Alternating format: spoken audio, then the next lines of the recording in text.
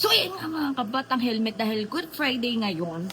At ayan na nga, kailangan talaga magnilay-nilay tayo.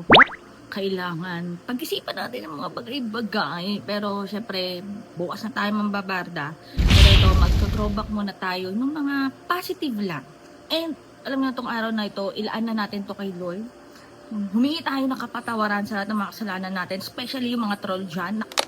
Bawal nga pala mambarda, pero ayan nga, humingi tayo ng kapatawaran at magpasalamat tayo sa lahat ng mga blessings, especially itong gift of life. And basta, pagdasal natin na maging okay na lahat. Basta ito, throwback muna tayo.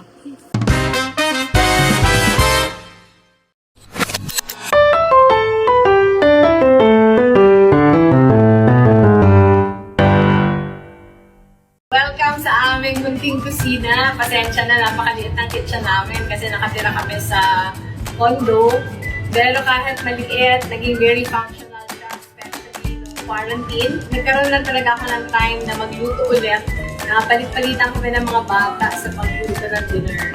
Yung request mo daw ay isang Bicol recipe. Yung pinakakilala kasi na parang Bicol dish ay Bicol Express, laing. Pero for this particular segment, naisip ko na ang ipakita sa iyo sa kaituro ay ginataang santol. Kasi yung ginataang santol, mas acceptable siya sa mga non-Bicolano na panlasa kasi na-adjust mo talaga yung level ng spiciness saka napakadali niyang gawin. Yung ingredients na kailangan, simple-simple. Siyempre, yung pinakauna ay santol, 3 cups ng gata, sliced na small pieces of pork, red onion, garlic, 3 siling pansigang, red chili. Pwede yung Thai, pwede yung ordinaryong chili, ganito, bagoong, saka syempre cooking oil. Yung pinakauna, magsusaute muna tayo. Pero mga 3 tablespoons of cooking oil. Ng konti, pwede mo nang ihalo yung garlic sa onion. Pag medyo okay na siya, pwede na natin idagdag yung pork.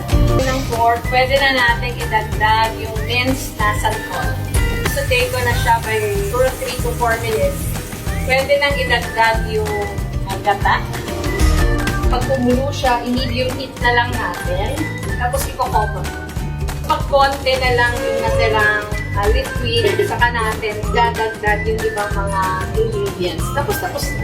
So paglagay natin ng bagoong, ilalagay na din natin yung siling pansigang. Kung gaano kadami yung red na sili yung ilalagay. Pag hindi ka masyado mahilig sa maanghang kahit isa. Pakadali po, ito yung ating finished product. Answerable by one word or quick answers lang, ano? Simulan natin, ma'am. Game? Okay, game. Okay, question number 1. Pink or red? Pink. Kumakain po ba kayo ng instant pancit canton? If yes, original flavor, calamansi o chili mansi? Chili mansi. Yun. Beer or hard? Beer. Coffee or tea? At kung tea po, ano yung tsaan natin today? Coffee. Coffee. Kala ko sa labat, ma'am. Okay din lang sa labat. Okay sa din inyo. lang sa labat. Yan. Pupunta kayo sa dream destination nyo for the first time at isa lang ang pwede nyong isama. Sino ang isasama nyo kina Aika, Trisha, and Jillian at bakit? Pag isa lang siguro none of them.